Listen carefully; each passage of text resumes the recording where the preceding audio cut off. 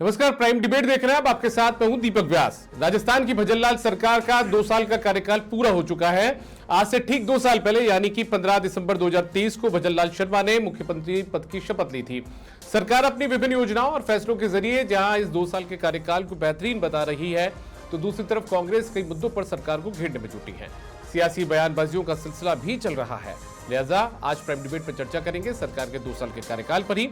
लेकिन चर्चा की शुरुआत करें उससे पहले आपको सुनवा देते हैं सरकार के 2 साल के कार्यकाल पर प्रदेश कांग्रेस अध्यक्ष गोविंद सिंह डोटासरा का वार और उसके बाद मुख्यमंत्री भजनलाल शर्मा का पलटवार। दावे के साथ कहता हूं कि मुख्यमंत्री जी आ जाएं, अल्बर्ट हॉल के सामने बैठ जाएं, अपनी 2 साल की हिसाब ले लें। हम हमारा शुरू के 12 महीने का ले लेंगे और शुरू के 12 महीने में 2 साल की तुलना कर लें। ये तो कह रहे 5 साल, जो 5 साल में करना था कर दिया। आप किसी की भी सेक्टर को ले लीजिए, इन्होंने कोई काम नहीं किया। कहते हैं 73% तो वादे ही पूरे कर दिए। मैं आपको कहना चाहता हूं, कुछ मेरे काम में 2-3 काम ज्यादा, क्योंकि लिस्ट लंबी है, वैसे लेट हो गया। ये तो 50 की लिस्ट है, लेकिन मैं तो 2-3-4 काम ही आपको बताना चाहता हूं और उन कांग्रेस के लोगों से कहना चाहता हूं। 1-2 तो ऐसे हैं कि जो सिर्फ बोलते ही बोलते हैं, 1-2 ऐसे हैं उनको कहने को तो कुछ नहीं मिलता, लेकिन ट्वीट करते हैं वो। अरे मैदान में आइए, कौन मना कर रहा है? सदन के अंदर भी तैयार हैं, सदन के बाहर भी तैयार हैं।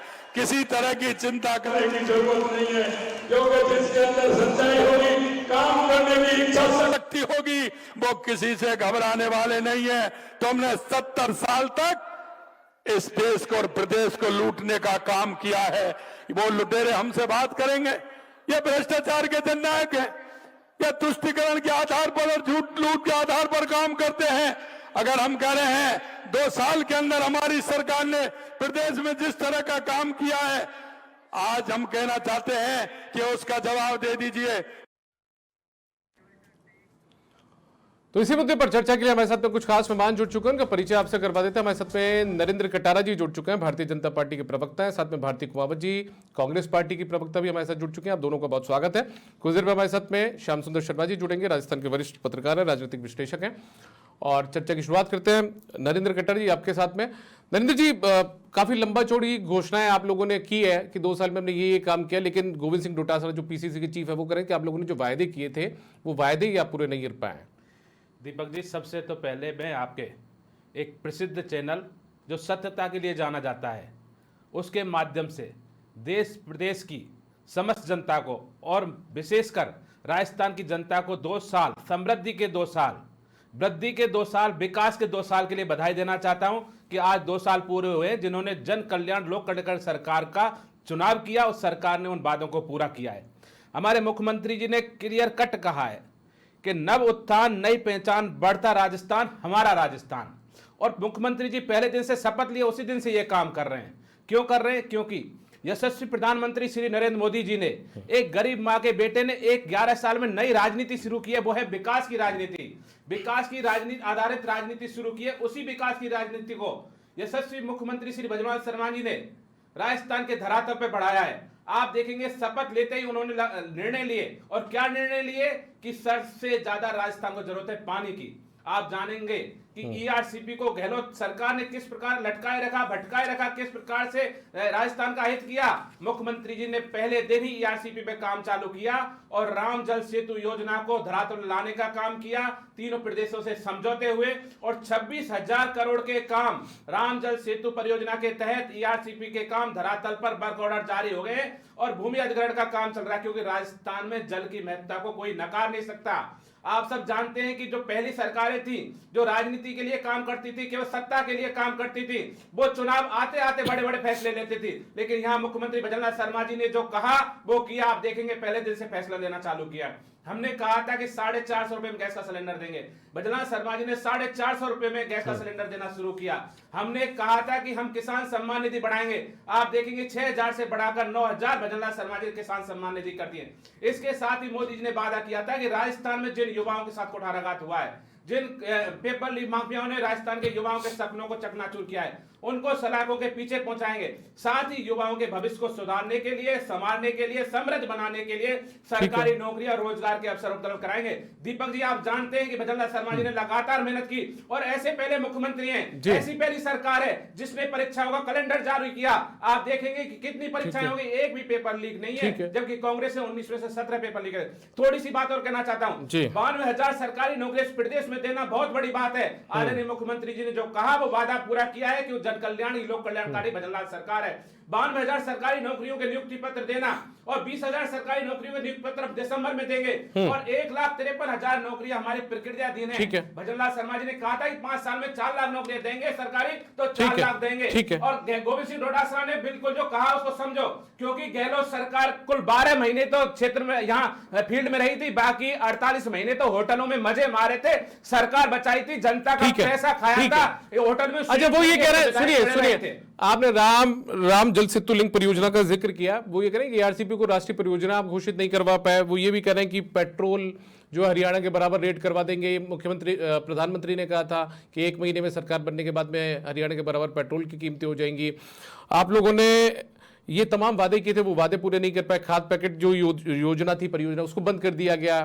गरीबों को अनाज मिलता है, तमाम चीजें जिसका जिक्र कर रहे हैं वो। दीपक जी, आप देखिए, हमने हर वादे पर काम किया है। आप देखेंगे परियोजना को राष्ट्रीय परियोजना घोषित कराना हमारा मुख्य उद्देश्य है। केवल सफल होना कि राजस्थान का भला हो। राष्ट्रीय परियोजना घोषित कराने में इस चीजों में हम राजस्थान का अहित नहीं कर सकते। हमें केवल जल देना है, हमें किसानों के लिए घर उपलब्ध, जल उपलब्ध कराना है, हमें पीने का जल उपलब्ध कराना है, ईआरसीपी को धरातल पे लाना है। इसके लिए काम किया, हम चल पे आगे। ठीक है, साथ ही मैं वापस आता हूं। भारती जी मौजूद है हमारे साथ। भारती कुमार जी, आपने सुन लिया इनकी बातें। इन्होंने कह दिया कि ठीक है, हमारा उद्देश्य जो है वो उसको राष्ट्रीय परियोजना घोषित कराना नहीं है, बल्कि लोगों तक उसकी पहुंच मिल सके, पानी की पहुंच हो सके, ये हमारी कोशिश थी, उसको हम पूरा कर रहे हैं। देखिए नरेंद्र कटारा जी, जो बीजेपी के प्रवक्ता हैं, मैं ये बताना चाहूंगी कि अपनी सरकार के जो 2 सफलतम वर्ष जिन्हें ये बता रहे हैं, जिसमें पूरी राजस्थान की जनता को हताशा और निराशा के अलावा कभी कुछ मिला नहीं है। इन्होंने गहलोत सरकार की जितनी भी जन कल्याणकारी योजनाएं थी वो अघोषित रूप से बंद कर दी है। देखिए, मुख्यमंत्री चिरंजीवी स्वास्थ्य बीमा योजना थी, इसमें 25 लाख से घटाकर इन्होंने 5 लाख कर दिया है। आरजीएचएस बिल्कुल ठप्प सी पड़ी हुई है। लगभग 450 अस्पताल और फार्मेसीज इन्होंने इस योजना से बाहर कर दी है। स्कूल के बच्चों का दूध बंद कर दिया है। कक्षा 8 के लगभग 15 लाख बच्चों की निःशुल्क यूनिफॉर्म इन्होंने बंद कर दी है। 9 से 12 तक के लगभग 12 लाख बच्चों की निःशुल्क यूनिफॉर्म से इन्होंने उन्हें वंचित कर दिया है। राजस्थान में दोनों नगर निगम एक करने के बाद सफाई व्यवस्था और आवारा जानवरों का हाल किसी से छुपा हुआ नहीं है। पूरे राज्य में कचरे के ढेर हमें लगे हुए मिलते हैं। और जितनी भी किसानों को लेकर इन्होंने जो मुख्यमंत्री निशुल्क दवा योजना थी, उन दवाइयों में इन्होंने कटौती कर दी है। पशु बीमा निशुल्क जो दवाइयां थी उसमें इन्होंने कटौती कर दी है। शिक्षा के क्षेत्र में फिर मैं बताऊं तो लगभग शिक्षा विभाग में 1,22,000 पद शिक्षकों के और प्रशासनिक अधिकारियों के रिक्त पड़े हुए हैं, जिनसे हम निश्चित रूप से समझ सकते हैं कि बच्चों का भविष्य कहाँ जाएगा। और जहां तक ईआरसीपी की बात है, ये उसे राष्ट्रीय परियोजना तक ला ही नहीं पाए। प्रधानमंत्री ने और संसद में ये बताया गया है कि ये प्रस्ताव विचाराधीन है ही नहीं। यदि राष्ट्रीय परियोजना में लाई जाती तो ईआरसीपी योजना निश्चित रूप से धरातल पर किसानों को कृषि और पीने योग्य पानी को बढ़ावा मिलता, इसकी मॉनिटरिंग अच्छी होती और काम त्वरित गति। लेकिन ये तो कह रहे 26,000 करोड़ के कार्यादेश जारी कर दिए गए 17 जिलों के लिए। 2 साल की विफलताओं को छुपाने के लिए। भारती जी ये कह रहे हैं कि 26,000 करोड़ के कार्यादेश जारी कर दिए गए राम जल सेतु लिंक परियोजना के लिए। तो दीपक जी, एक मिनट आऊंगा मैं, कटा आपके पास।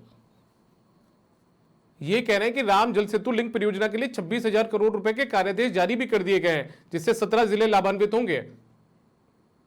जी, बिल्कुल कर दिए गए हैं, लेकिन जब तक धरातल पर आकर काम नहीं होगा, भ्रष्टाचार नहीं रुकेगा, तब तक ये योजनाएं अपना मुंह ही ताकती रह जाएगी और जो धरातल से जुड़ी हुई जनता और किसानों को इसका फायदा बिल्कुल नहीं मिल मैम इनको पाएगा। पूरा होने में टाइम तो देखिए, लगेगा ही ना इन्होंने अब। चुनाव टालकर, भारतीय जनता पार्टी ने निकाय चुनाव टालकर और ओबीसी की जो विभाग का गठन करने में देरी कर दी और केंद्र से 3,500 करोड़ रुपए की जो सैंक्शन राशि थी वो रद्द हो गई है। वो उससे हम समझ सकते हैं कि राजस्थान में गांवों का क्या हाल होगा। राजस्थान के जो 115 शहर है और जो खास करके नव गठित निकाय हैं, उनमें अभी तक इन्होंने कोई रोड मैप तैयार नहीं किया चलिए है। ठीक है। वहां मैम देखिए, बिल्कुल चुनाव टालने की बातों पे आप आएंगे, ये कहेंगे आपने जयपुर, जोधपुर, कोटा में 2 नगर निगम की वजह से चुनाव टाल दिए, 1 साल तक आप लोगों ने चुनाव नहीं करे थे। मैं आता हूं, देखिए श्याम जी भी आ चुके हैं, मतलब श्याम जी का भी बहुत स्वागत है। श्याम जी भाई साहब का स्वागत है। श्याम जी बहुत स्वागत है आपका।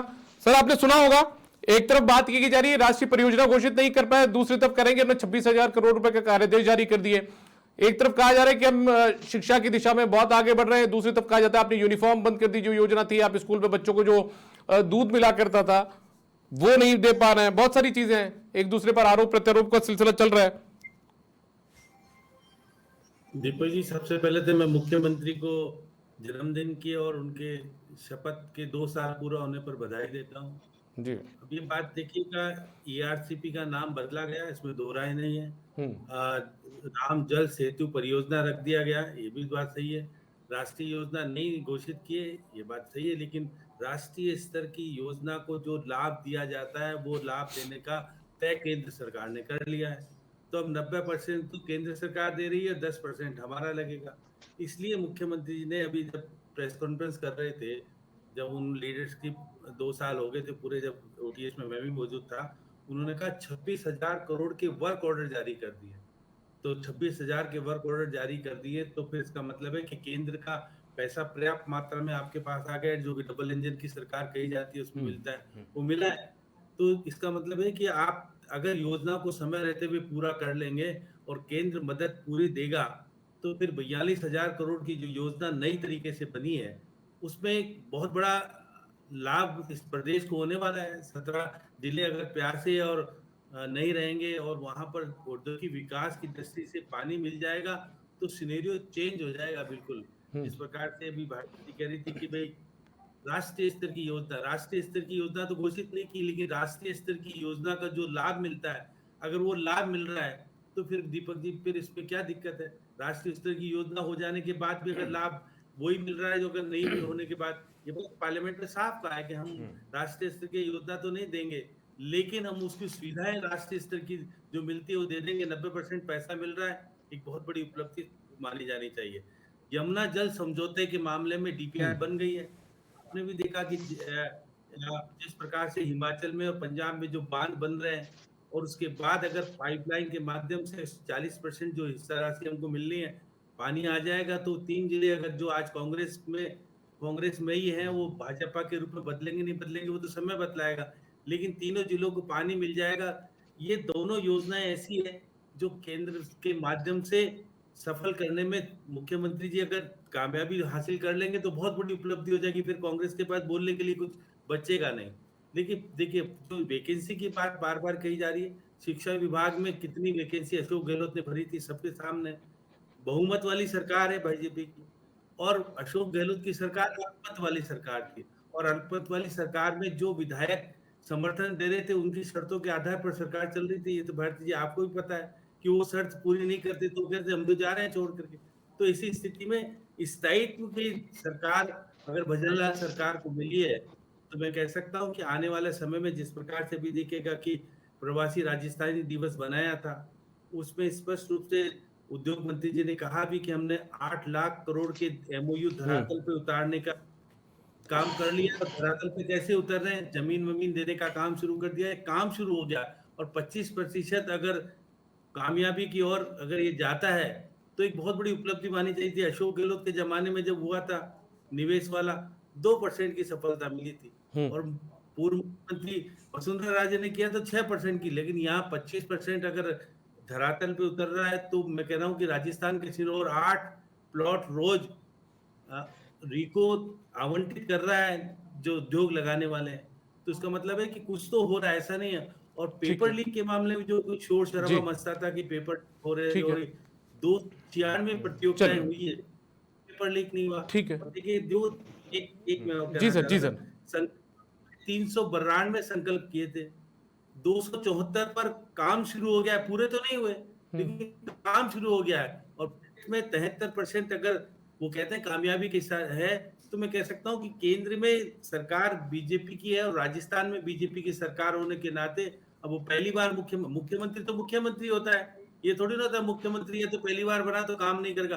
भ्रष्टाचार का कोई आरोप अभी तक कांग्रेस लगा पाने में ठीक है। मैं कटर जी वापस आपके पास आऊं, उससे पहले मैं एक बार भारती जी के पास जाना चाहता हूं। भारती जी, आपने सुना होगा श्याम जी को भी, अब ठीक है राष्ट्रीय परियोजना का दर्जा नहीं मिल पाया, लेकिन यदि 90% पैसे यदि केंद्र सरकार उसमें दे रही है, वही सुविधाएं मिल पा रही हैं, तो उसमें कोई मतलब मुझे लगता है कि गुरेज नहीं होना चाहिए।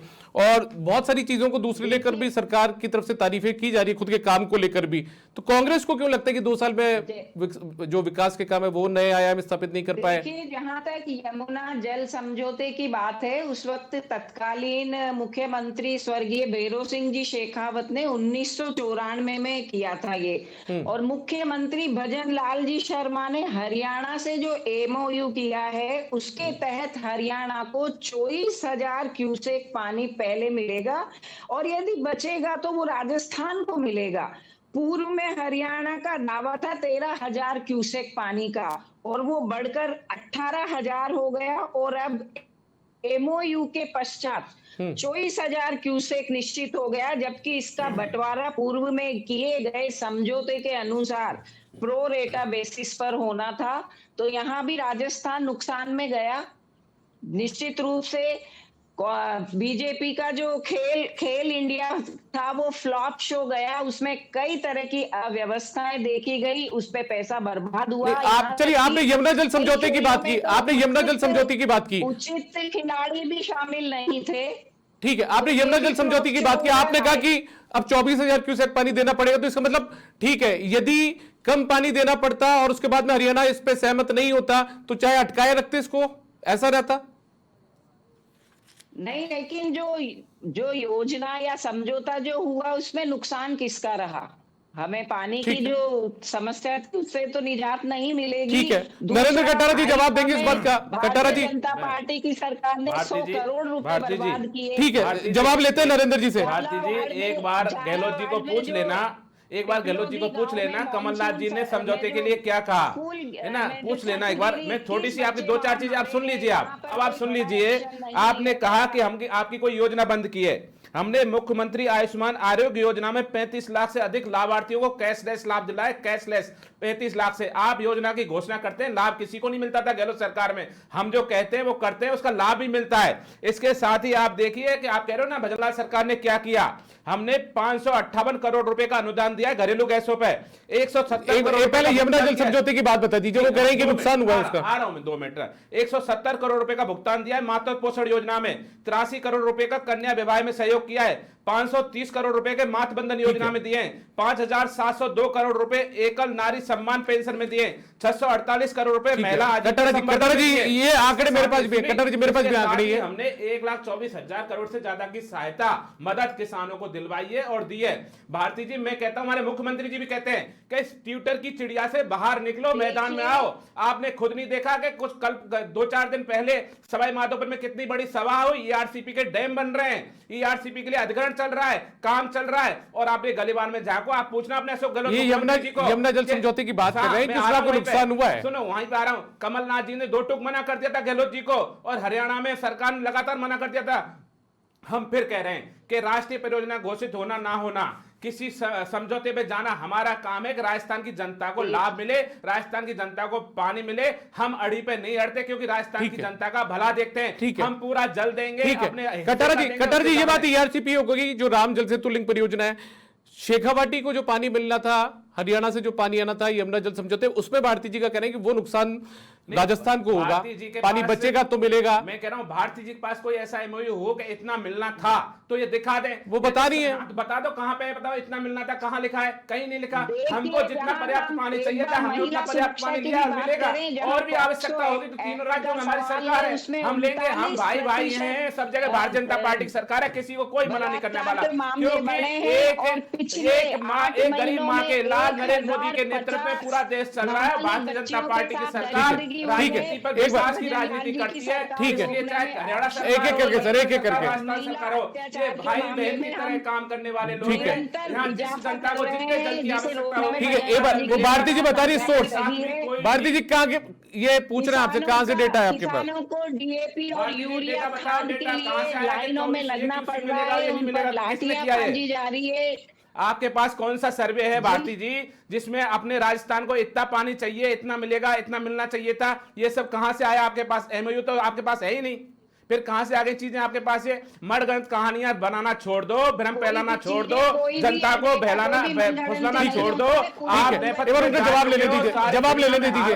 पूरा देश ठीक है, कटर जी एक बार जवाब ले लेने दीजिए उनका। के साथ बैठिए, जी आप भारती भी जी, पूरी जानकारी के साथ पूरी बैठिए। जानकारी के साथ एक बैठा एक हूं, करके सर, बाकायदा। ऐसे देखिए वक्त की कमी, मुझे शाम जी के पास भी जाना। भारती जी कोई है क्या, पूछो, कोई रिपोर्ट है क्या इनके जी पास? ये पूछ रहे कहां से जानकारी आई है आपके पास, बता दीजिए ना। भारती जी मैं पूछता हूं, हमारे देखिए, पास मेरी जो जानकारी ये है, बिल्कुल ऑथेंटिकेटेड रिसोर्स से मैं जानकारी जुटाती हूँ। यहाँ दुप्पल में बात नहीं कर रही हूँ, बिल्कुल सटीक बात कर रही हूँ। मैं कह रहा हूँ और ट्विटर की दुनिया से बाहर आइए, ट्विटर की दुनिया ठीक से है, बाहर आइए, चलिए ठीक टीवी में आइए। है श्याम जी, आप समय चलिए मैं श्याम जी के पास निकालिए, जाऊंगा, श्याम जी के दिखा पास। के देखिए लाभ ठीक है, देते देखिए हैं वक्त की कमी। श्याम जी आपने सुना, ठीक है, ईआरसीपी को लेकर ये खुद की वाहवाही कर रहे हैं, लेकिन दूसरी तरफ कांग्रेस जो है वो घेर रही है ना यमुना जल समझौते को लेकर कि जो पहले समझौता हुआ था उसके तहत जितना पानी मिलना चाहिए था वो नुकसान हो गया। पानी तो मिल ही नहीं रहा था ना पहले तो। अभी तो डीपीआर बन रही है हिमाचल में, एक मिलना बांध जो बन रहा चाहिए है। था वो ये कह रहे हैं। सुनिए तो सही है। जी। नहीं, हिमाचल में देखिए क्या हो रहा है, जो एक्स्ट्रा पानी है, मैं कह रहा हूँ 60% पहले हरियाणा लेगा, 40% बचा हुआ मिलेगा, ये तो बात सही है।